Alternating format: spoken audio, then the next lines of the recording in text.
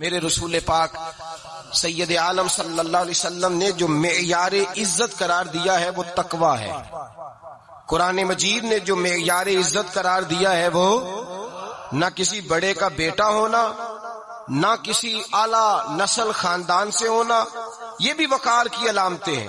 لیکن قرآن مجید نے کہا کہ ان اکرمکم عند اللہ اتقاکم، فرمایا اللہ کے نزدیک اس کی عزت زیادہ ہے جو اللہ سے زیادہ ڈرتا ہے. اور متقی نماز پڑھنے والے کو نہیں کہتے، متقی روزہ رکھنے والے کو نہیں کہتے، متقی حج کرنے والے کو نہیں کہتے. یہ بھی یاد رکھیں، متقی پرہیزگار اس شخص کو نہیں کہتے جو صدقات و خیرات زیادہ کرتا ہے.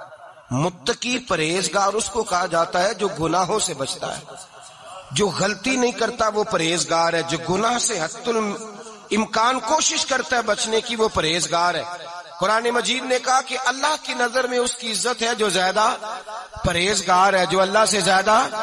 حضرت عبداللہ ابن مسعود رضی اللہ تعالیٰ عنہ سے کسی نے پوچھا تھا حضرت جی بڑا عالم کون ہوتا ہے، بڑا عالم کون ہوتا ہے؟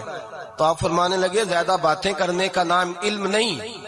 کہا حضور پھر علم کس بات کا نام ہے؟ فرمایا جو اللہ سے زیادہ ڈرتا ہے وہ بڑا عالم ہے. اس لیے کہ قرآن مجید نے کہا انما یخشی اللہ من عبادہ العلماء، اللہ سے اللہ کے وہ بندے ڈرتے ہیں جنہیں اللہ نے علم عطا فرمایا ہے، وہ ڈرتے ہیں. تو عزت کا پہلا معیار ہم سمجھتے ہیں بڑی گاڑی، نوکر چاکر، آنا جانا، یہ سارے باعث عزت ہیں. قرآن مجید نے کہا نہیں، تو اگر سمجھتا ہے نا میں وہ نواب خاندان سے ہوں، چودھری ہوں، تو میں باعث عزت ہوں. حضرت بایزید بسطامی کے پڑوس میں یہودیوں کا پیشوا رہتا تھا، آپ کی مخالفت کرتا، ساری زندگی اس نے مخالفت کی. یہودیوں سے بڑا مانتے تھے، اس سے کوئی غلطی ہو گئی سارے اسے چھوڑ گئے. پہلے رئیس اعظم ہوتا تھا، پھر غریب ہو گیا. ایک دن حضرت بایزید بسطامی گھر آئے تو بچے کے رونے کی آواز آئی. زوجہ سے پوچھنے لگے اس کا بچہ کیوں روتا ہے؟ تو کہنے لگی آپ کو پتہ ہے نا اب لوگ اسے چھوڑ گئے ہیں تو گھر میں دیا نہیں جلتا، بچہ چھوٹا ہے اندھیرے میں روتا ہے. رات گہری ہو گئی تو حضرت بایزید نے اپنے گھر سے دیا اٹھایا، اپنے گھر سے دروازے پہ دستک دی. وہ باہر آیا تو جناب بایزید کا انداز کیا ہے؟ اس نے مخالفت کی زندگی بھر. انداز کیا ہے؟ باہر آتے ہی نا آپ فوراً اس کو بولنے نہیں دیا، کہنے لگے او بھائی سن لے، میں پہلے بھی آ سکتا تھا، دیر سے اس لیے آیا ہوں کہ گلیاں سنسان ہو جائیں، لوگ سو جائیں، تجھے اور مجھے کوئی نہیں دیکھ رہا ہے کہ میں ہوں دوسرا تو ہے، اور تو مجھے اچھی طرح جانتا ہے. بایزید وہ نہیں کہ جو نیکی کرے گا اور دنیا کو بتائے گا، میں تیرا راز بھی رکھوں گا. اور بچے تو معصوم ہوتے ہیں نا. فرمایا میرے بڑے ہو گئے تیرے چھوٹے ہیں، یہ پکڑ لے دیا گھر میں لے جا، اور میرا وعدہ ہے کسی کو ساری زندگی اس نے مخالفت کی. وہ شخص کہتا ہے مجھے بولنے کا موقع ہی نہ دیا، دیا دے کے چلے گئے. اگلی شام پھر آئی، رات گہری ہوئی تو پھر دروازے پہ دستک ہوئی. میں باہر گیا، نیا چراغ، نئی بتی، نیا دیا. کہنے لگے دیکھ کوئی نہیں دیکھ رہا، میں اس وقت آیا ہوں جب تنہائی ہو، اور تو مجھے جانتا ہے میں غلط بات بھی نہیں کرتا، یہ دیا رکھ لے، میں کسی کو بتاؤں گا بھی نہیں. کہتے چلے گئے. تیسرا دن آیا تو وہ یہودی کہتا ہے میرے صبر کا بندھن ٹوٹ گیا، میں ٹوٹ گیا. ان کی نیکی نے مجھے خرید لیا، ان کے معاف کرنے نے ان کی عزت میرے دل میری روح میں بڑھا دی. کہتے ہیں جب دروازے پہ دستک دی میں باہر آیا، انہوں نے دیا تھمایا. کہنے لگے دیکھ بھی کوئی نہیں رہا، اور تو مجھے جانتا ہے میں مصطفیٰ کا غلام ہوں، میں جھوٹ بھی نہیں بولتا، میں بتاؤں گا بھی نہیں، تیرا راز رکھوں گا. کہتے انہوں نے دیا تو اس یہودی پیشوا نے شور مچانا شروع کیا. کہنے لگا مسلمانوں باہر نکلو، یہودیوں باہر آؤ، عیسائیوں باہر آؤ. شور مچ گیا، لوگ چھتوں پہ چڑھ گئے. کیا ہوا کیا ہوا؟ کہنے لگا یہ بایزید ہے، میں یہودیوں کا پیشوا ہوں، میں نے ساری زندگی جھوٹے الزام لگائے، ساری زندگی اس کو بدنام کرنے کا ہر حربہ استعمال کیا، جو مجھ سے بن سکتا تھا میں نے کیا. پر یہ عجیب شخص ہے، یہ پرسوں بھی مجھے دیا دے گیا ہے، آج بھی دے گیا ہے، کل بھی دے گیا ہے. میں ساری زندگی اسے رلاتا رہا، اور اس نے میرا چھوٹا سا بچہ بھی میرے بچے کا رونا بھی اس سے برداشت نہیں ہوا. میں تم سب کو گواہ بنا کے کہتا ہوں میں جھوٹا ہوں، بایزید سچے ہیں، ان کا مذہب بھی سچا ہے، قرآن بھی سچا ہے، اسلام بھی سچا ہے، اور جس مصطفیٰ کا یہ کلمہ پڑھتے ہیں وہ محبوب بھی بڑا سچا ہے، یہ سچے دین کے ماننے والے ہیں. کہنے لگے میں تمہیں گواہ بنا کے مصطفیٰ کا کلمہ پڑھتا ہوں اور تمہیں بتاتا ہوں کہ آؤ سارے در رسول پہ جھک جائے. بھائی یاد رکھیں، سمجھیں، غور کریں، عزت درگزر سے، اب اس پر میں زیادہ بات نہیں کر سکتا، عزت درگزر سے ملے گی. ایک تو آپ کو عزت عاجزی سے ملے گی، تقوی سے ملے گی، عزت درگزر سے ملے گی، عزت قناعت سے ملے گی، عزت کم بولنے سے ملے گی. اور اگر زیادہ عزت لینی ہے اور عزت اتنی لینی ہے کہ چھا جاؤ دنیا میں، اگر چھا جانے کا شوق ہو نا تو پھر رب فرماتا ہے میرے مصطفیٰ کی غلامی کر لو، پھر میرے نبی کے ہو جاؤ. قل ان کنتم تحبون اللہ فاتبعونی یحببکم اللہ. فرمایا تم میرے نبی کے ہو جاؤ، دنیا بھی تمہاری اور دنیا بنانے والا خدا بھی تمہارا ہو جائے گا.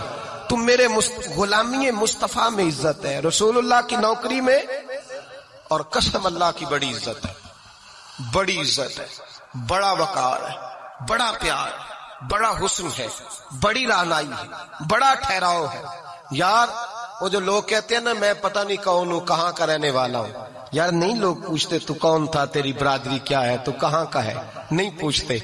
تیرے لبوں پہ اگر ذکر مصطفیٰ ہے تو دنیا تیری غلام ہے. اگر تو حضور کا ہے تو پھر سارے دامن مصطفیٰ سے جو بھی لپٹا وہ یگانہ ہو گیا، اور جس کے حضور ہو گئے اس کا زمانہ ہو گیا، جس کے حضور ہو گئے اس کا. اقبال کہتے ہیں قوت عشق سے ہر پست کو بالا کر دے، اور دہر میں اس میں محمد سے اجالا کر دے. اور کی محمد سے وفا تو نے تو ہم تیرے، کی محمد سے وفا تو نے تو ہم تیرے، یہ جہاں چیز ہے کیا لوح قلم تیرے. رسول اللہ کی غلامی عزت دیتی ہے، نبی پاک کی نوکری، اللہ کرے آپ بول پڑے آمین کہنا. نبی پاک کی غلامی عزت دے، حضور کی غلامی. یار بندہ بالکل بے عمل ہونا، بالکل تو میری طرح داڑھی رکھ کے پگڑی باندھ کے بس میں بھی چڑھ جائے تو کئی لوگ سیٹیں خالی کر دیتے ہیں، کہتے ہیں بزرگوں یہاں آ جائیں، حضرت جی یہاں آ جائیں. تو پھر عزت کس چیز کی ہوئی؟ سنت مصطفیٰ کی ہوئی نا، پھر عزت نبی پاک کی سنت کی ہوئی نا، وقار کی ہوئی نا. ایک صاحب، ایک بچے نے داڑھی رکھ لی تو مجھے آ کے کہنے لگے حضرت جی لوگ بڑے بڑے لقب دینے لگے ہیں. میں نے کہا کیا؟ کوئی کہتا ہے حضرت صاحب، کوئی کہتا ہے قاری صاحب، کوئی کہتا ہے حافظ صاحب، کوئی کہتا ہے علامہ صاحب. تو میں نے کہا تیری موج نہیں بن گئی، 4 سالوں میں حفظ ہوتا ہے تجھے مفت کا لقب مل گیا ہے، عرصے نظامی 8 سال میں ہوتا ہے مفت کا علامہ بن گیا ہے، تجھے وقار نہیں دے دیا اللہ تعالیٰ نے. عزت میرے اعلیٰ حضرت فرماتے ہیں عزت در رسول پہ ہے، عزت حضور کی.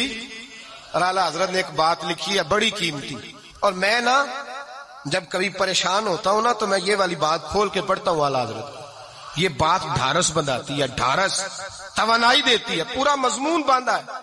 اعلیٰ حضرت کہتے ہیں بے روپیہ تھا مداری، روپ بدل بدل کے دکھایا کرتا تھا، بادشاہوں سے انعام لیتا تھا. ایک دن اورنگزیب عالمگیر کے پاس آ گیا، کہنے لگا میں روپ بدلوں گا، اگر آپ پہچان نہ سکے تو میں انعام لوں گا. آپ نے فرمایا میں کوئی ایسے ویسا بادشاہ نہیں، کہا مجھے دھوکہ دینا مشکل ہے، کہا نہیں میں روپ بدلوں گا. حضرت اورنگزیب عالمگیر بڑے نیک بادشاہ گزرے، بڑے پرہیزگار آدمی، وہ بے روپیہ کہنے لگا میں روپ بدلوں گا، آپ نہیں پہچان سکیں گے. فرمایا چل جتنا تیرے اندر زور ہے لگا لے. حضرت نے اعلان کیا کہ میں نے فوجی بھرتی کر دیں، 2 ماہ کے بعد ٹیسٹ ہوگا. وہ 2 مہینے دوڑتا رہا، رنگ روپ بناتا رہا، آیا ٹیسٹ دینے، 2-3 سپاہیوں کا امتحان لیا، اس کی باری آئی تو 10 روپے دیے، کہنے لگے تیرے آنے جانے کا کرایہ میں نے تجھے پہچان لیا ہے. کچھ دنوں کے بعد جانے لگے سفر پر تو بھکاری آ گئے خیرات مانگنے، اس نے بھی سارے منہ پر سیاہی مال لی، کپڑے پھاڑ لیے، سر کے بال منڈا لیے، بھویں تک کٹا لی، بدرنگ ہو کے آیا. کاسا آگے کیا تو حضرت نے 10 روپے ڈالے، کہنے لگے تیرے آنے جانے کا کرایہ میں نے پہچان لیا ہے. کچھ دن گزرے تو ٹیچر کی ضرورت تھی، اس نے مونچھیں بڑی کر لی، داڑھی نکلی لگا لی، سر پہ جنا کیپ پہن لی، ایک شیروانی لے لی اور ہاتھ میں چھڑی پکڑ کے آیا. کہنے لگا میں استاد ہوں، 2-4 بندوں کا امتحان لیا، اس کی باری آئی تو 5 روپے دیے، 10 روپے دیے، کا تیرا کرایہ میں نے پہچان لیا. 2 سال گزر گئے، وہ جب بھی آتا حضرت پہچان لیتے. ایک دن سفر پہ جا رہے تھے، بہت بڑا لشکر تھا، جہاد کرنے جا رہے تھے اورنگزیب عالمگیر. تو دیکھا ایک پہاڑی ہے، پہاڑی پہ لوگ جا بھی رہے ہیں آ بھی رہے. اورنگزیب عالمگیر پوچھنے لگے یہاں کیا ہے؟ کہنے لگے ایک بابا جی بیٹھے ہیں دعا کرتے ہیں، اللہ کے نیک بندے ہیں. اورنگزیب کہنے لگے یار پرانے لوگ سارے ہی اللہ والوں کو مانتے، یہ بھی مصیبت آئی ہے جتنی نہیں آئی ہے، سارے لوگ ہی مانتے.